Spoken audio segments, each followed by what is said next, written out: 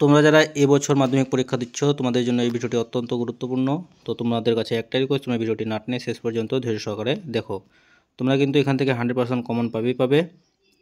তোমাদের যদি বিশ্বাস না হয় তাহলে আমার ইতিহাসের সাজেশনগুলো দেখো।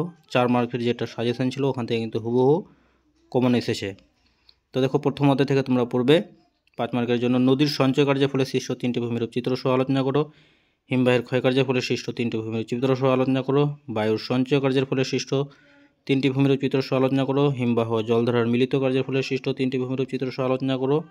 অতিরিক্ত তোমরা আরও এই 2টি প্রশ্ন দেখে রাখো। দ্বিতীয় অধ্যায় থেকে পড়বে তোমরা উষ্ণতার রাজবৃত্তির ভিত্তিতে বায়ুমণ্ডলের স্তর বিন্যাস করে যে কোনো 2টি স্তর সম্পর্কে সংক্ষেপে আলোচনা করো। বায়ুচাপের নিয়ন্ত্রক বা বায়ুচাপের তারতম্যের কারণগুলি লেখো।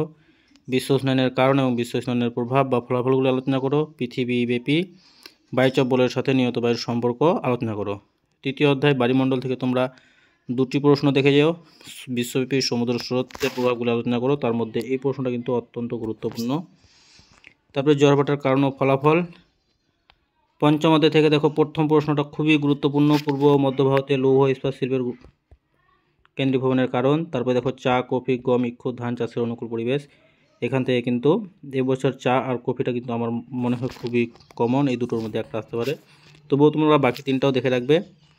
তারপরে পশ্চিম ভারতে কার্পাস বয়ন শিল্পের কেন্দ্রীভবনের কারণগুলি লেখো, খুবই গুরুত্বপূর্ণ।